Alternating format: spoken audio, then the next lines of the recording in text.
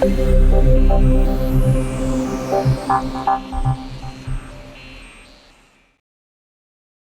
again, Internet peoples. Please note this is a re-release of a video from my old channel, A Digital Mind. At the moment, as we're prototyping this, it's simply being code running in the main game manager itself. During this video, we're going to cover object placement, and then we're going to look at refactoring that code so that it's outside of the game manager and actually more like it would be in a game. So the first step to do in this video is actually to start to detect our mouse button and when it has been pressed. So to do that, let's go and have a look at our code. We want to detect the mouse button when we know that there's somewhere that we can place our object. So i.e. when the Raycast comes back as true. So we're going to place our code just here after we move our on-screen cube to the position of the mouse. We could place this outside of this code down here, but that does leave a risk that we could place the object somewhere where we don't want it, i.e. on a layer that's not necessarily our ground layer. And how we're going to detect the mouse is using the input class, and specifically the GetMouseButton. Well, in fact, we're not actually going to use GetMouseButton, but let's demonstrate why. So GetMouseButton, and we're going to use the button 0, which is actually the left mouse button. And for the demonstration, we're just going to output a line to our debug console.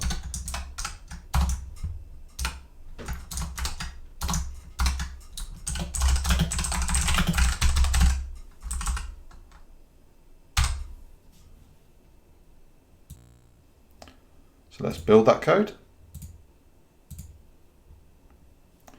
and go back into Unity and run our code. So I'm going to press the mouse button, and you'll note that we get many lines in the console outputted. And if that was us placing an object in the world space, it would create many instances of that object, which is what we don't want to do. So how do we get around that? So let's transition back into our code. What we actually want to do is use the GetMouseButtonDown method, which will only detect when the mouse button has actually been fully pressed. So let's quickly build that and demonstrate it. Go back into Unity, hit run, our console clears. Now when we press our mouse, it only detects when the mouse is fully down, and we don't get multiple instances of the log. So now that we're detecting our mouse button, we need to actually place an object in the world space where our mouse is pointing. So let's transition back into our code. For now, we will simply comment out that debug log line with the typo, I note. And we're going to use the Unity method Instantiate. And what we want to instantiate is a copy of our cube object, which we are making follow the mouse around. And we want to instantiate that at the point in the world space where our Raycast is hit. And for now, we will use the rotation of the object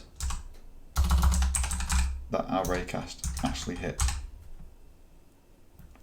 Okay, so now we've created that code, let's build it. And transition back into Unity. And run our code. Now when we click our mouse, we'll note that an object is placed, but in the wrong position. It is halfway through the plane that we're trying to position the object on. So how do we fix that? Let's go back into our code.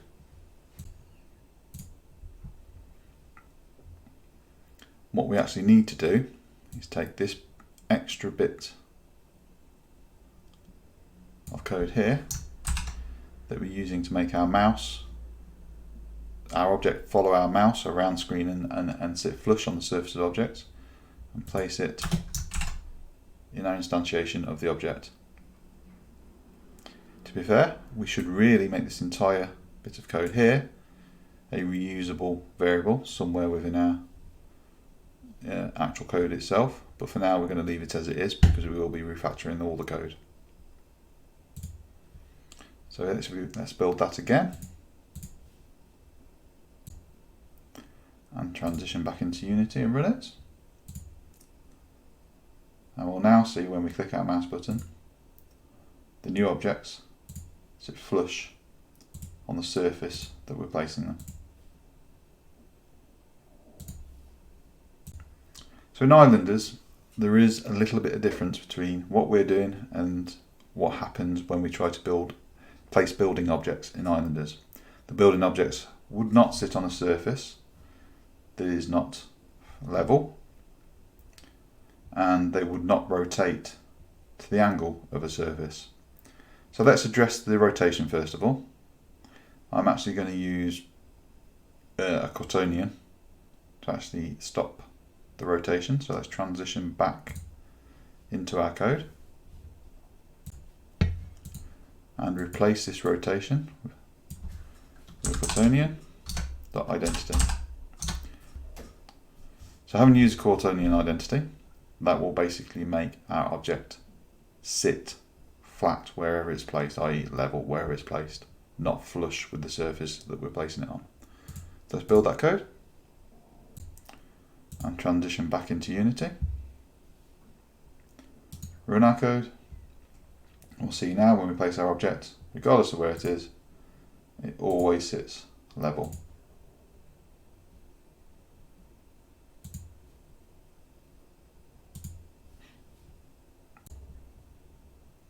So the other problem we have, which makes our code unlike the Islanders game, is the fact that we can actually place objects on the angled surfaces. So let's address that next. Let's go back to our code. And it's quite a simple fix. All we need to do is add another check in our if statement to make sure that our hit.normal.y equals to 1 as per the code up here. This will make sure that our surface is flat that we're trying to place the object on. So let's build that code and transition back into Unity. Hit run, and we'll now note that when we try and place the object on an angled surface, it can't be placed, but on a flat surface it can.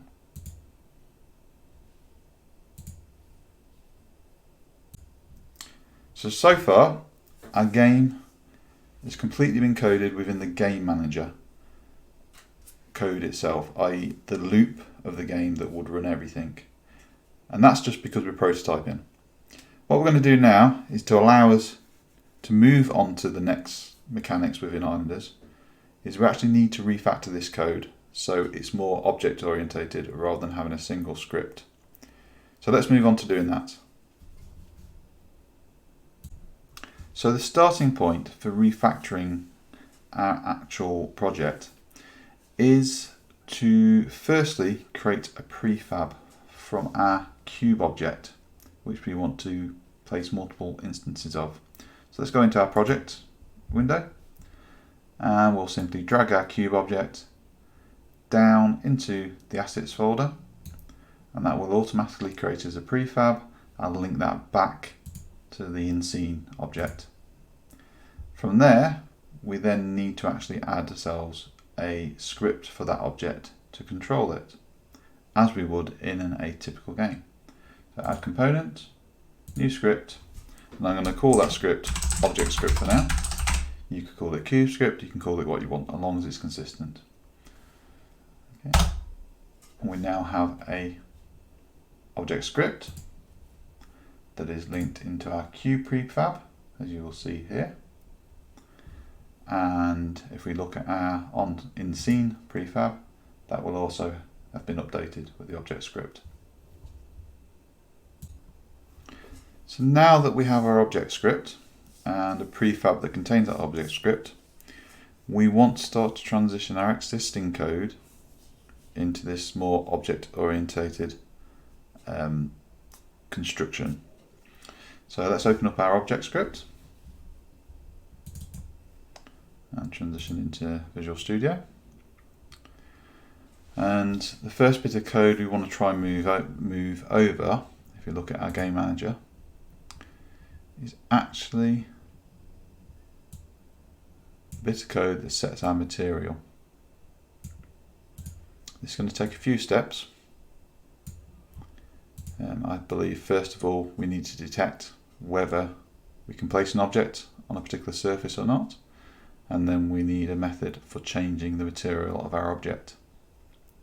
So let's go back into our object script, and I think we first of all need to create ourselves a private variable of the type all, which we will use to determine whether we can place or can't place an object, and we'll default that to false. So until such time our method is triggered to set this particular variable, you won't be able to place the object. I think our next step is to create ourselves a method for setting this particular variable from our GameManager. So for that method it needs to be public, because we need to be able to access it from our GameManager. We're not going to be returning anything from our from this particular method. We're just simply going to be setting a private variable from it. And we're going to call this SetCanPlace. And we actually want to pass the value of our normal across to it, so that we can determine whether we can or can't place the objects. So for that, we're just going to use our float and normal value, because the normal is a float. Based on that value, we will set our CanPlace variable.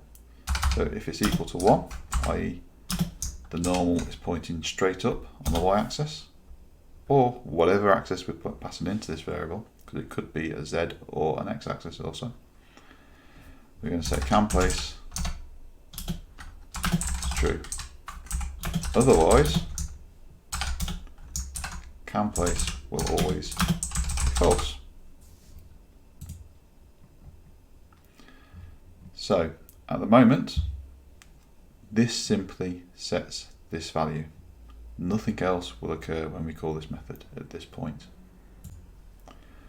What we need it to do is actually change the material of the object which this script is running against.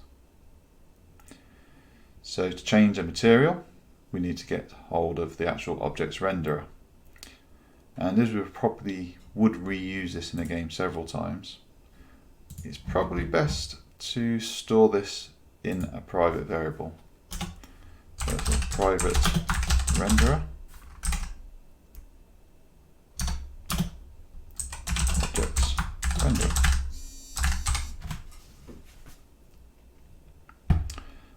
And we need to set this variable as the object starts as it's created. So to do that, we need to actually use a get component to get a component from this object itself. So objects renderer will be equal to this dot get component unit the renderer itself. So now we have a reference to this object's renderer, so we can actually manipulate various renderer settings. So for the next step, we need to actually change the material of this object itself. Now, there's a couple of ways we could do this. We could create a method that checks the CanPlace value and then actually sets the material depending on its value. And we could then call that from the game manager after we've called the SetCanPlace, which would work, but it's probably not good practice. It would be better to have a private method to set the object's material. And we'll set that material based on variables, private variables of the object itself. So for the moment, the only one we have that is relevant is CanPlace.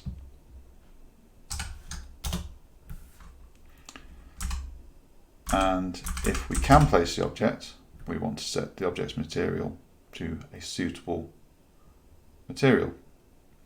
At the moment, we don't have a variable to link that, so we will need a public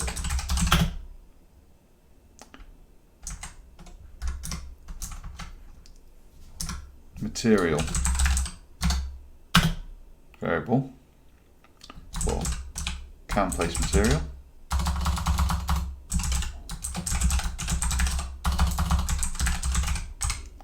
And also a public material variable for CanPlace material. And you'll recall that in our game manager we had similar, just here.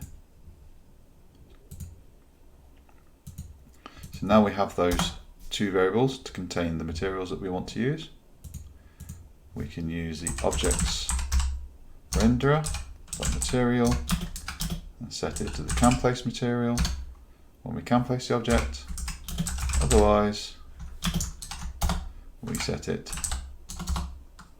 to the CanPlace material.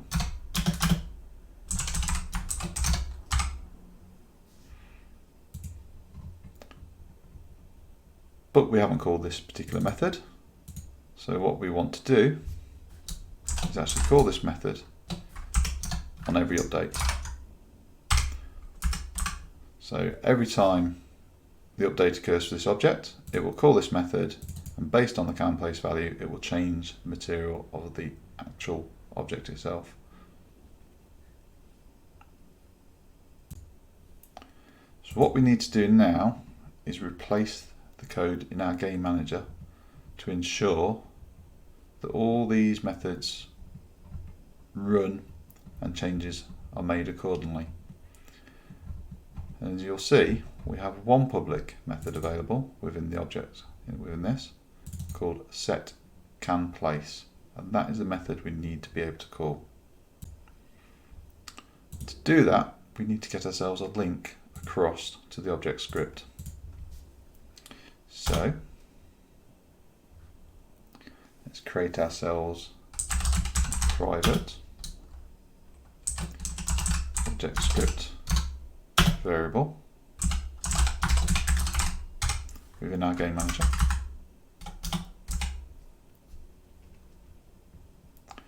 And we need to get that script from the game object itself. So to do that, we use getComponent again. So the cube, getComponent, object script, and now we have a link called QScript that takes us to the script within our cube object. And now we have that, instead of doing all this, we can do a call to our SetCanPlace method in our script and pass in the normal, the hit.normal.y value. Now if we remove this code, and now if we build it, hopefully it will have no errors, which we have not got. And we can transition into Unity, make sure our cube object, well actually we'll do this on the prefab, has reference to the two materials. So we're going to use red for CanPlace, orange for CanPlace. We'll double check our cube object in the scene is updated, which it has. hit run, and we should now see that the code works as it did previously, or the scene works as it did previously. And we'll still have our ability to click and place objects,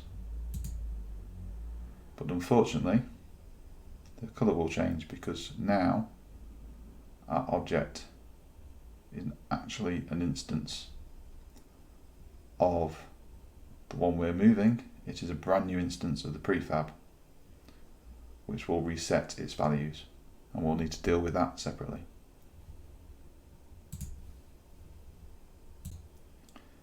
So the next bit of code we need to refactor into our object script is the placement of a copy of our prefab onto the surface of our target where our Raycasters hit.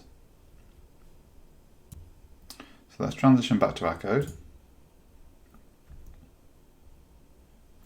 This is the specific line of code we need to move into our object script, and we need to trigger it when the mouse button is pressed. So for that we need to go and create ourselves another method. So let's move back to our object script. I'm going to create another public method that doesn't return any values. I'm going to call it PlaceObject. And we need to take into that where we want to place it. So that'll be a vector 3 because it's a place in the 3D space. And a rotation, so a rotation of quaternion, in case we want to reuse this code to place an object on an angle. We could just ignore that and do it within the method itself, but for completeness I'm going to add that in. And when this particular method is called, we want to check if we can place the object at this stage, and if we can, we want to instantiate the object at a particular place. And the object we want to instantiate is our cube prefab, but at the moment we haven't got a variable for that. So let's go back to the top of our object script, and we're going to add in another public variable. This time it's going to be a game object, and we're going to call that object to be placed.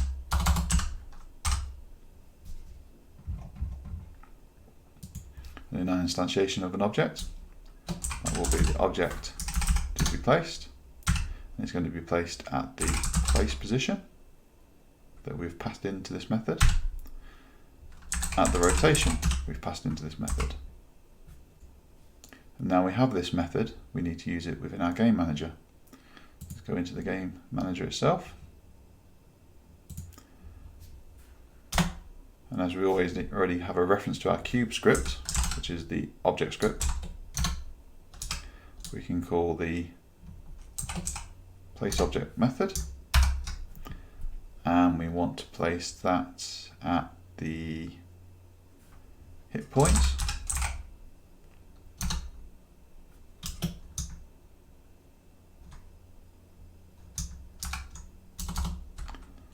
and we want to ensure that we have the correct rotation, so we're going to use quaternion.identity because we want to place it flat.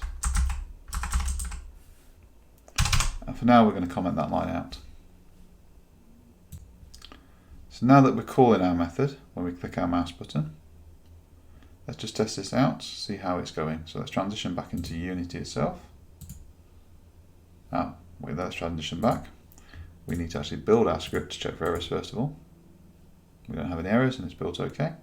So let's transition back into Unity and run.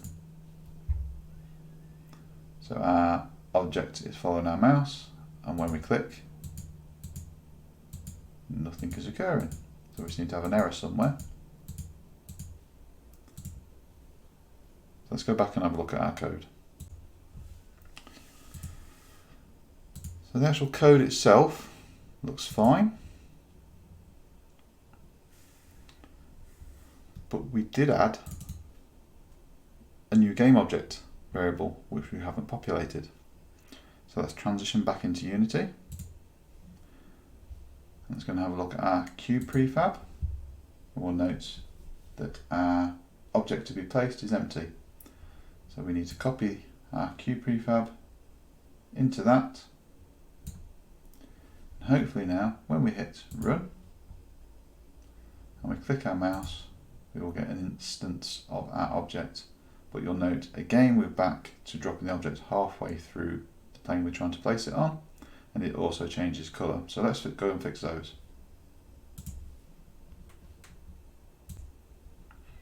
Let's transition back into our code. So our placement is actually the value of our hit point. So as previously, we need to add in this offset to make sure that it sits flush on the surface. However, in this instance, we haven't got a bound. So we need to go and create that. So to do that, let's have a look at our object, our GameManager code, and our bounds was previously created from the renderer. So let's create ourselves a bounds as well in our object script. So let's create another private bounds object bounds. And in our start script, we will set object bounds equal to object renderer bounds.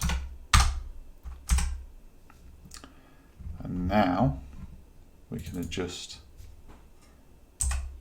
our placement code to object bounds.extents.y, so that it now adds a y value to offset the hit point so that it sits flush with the surface of the object that we're placing it on.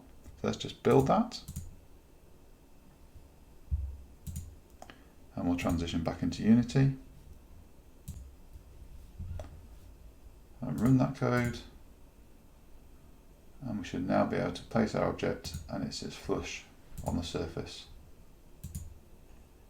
However, you'll still note that the material of our object is resetting. So let's go and fix that. So let's transition back into our code. And when we create an instance of an object, it will return a reference to that object. Let's create ourselves a GameObject variable called createdObject, which is equal to the object that's been instantiated. We can then use that variable to get the component object scripts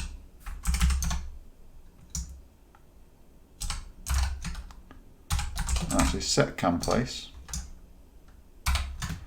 and if we simply pass the value 1 into there, it will set the CanPlace value of that object to true and therefore change its material to the correct material type. So let's just show that in action. We'll build the script and we'll transition back into Unity and run, and we should now see that when we place an object, the material stays the same colour, and we still can't place it in the wrong place, as it's normal is not 1 when it's placed there.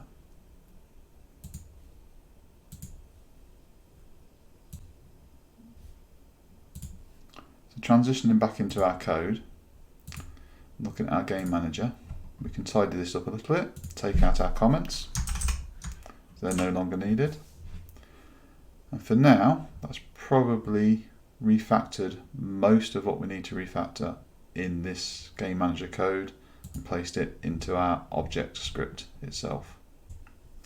So I think we'll leave it there for today.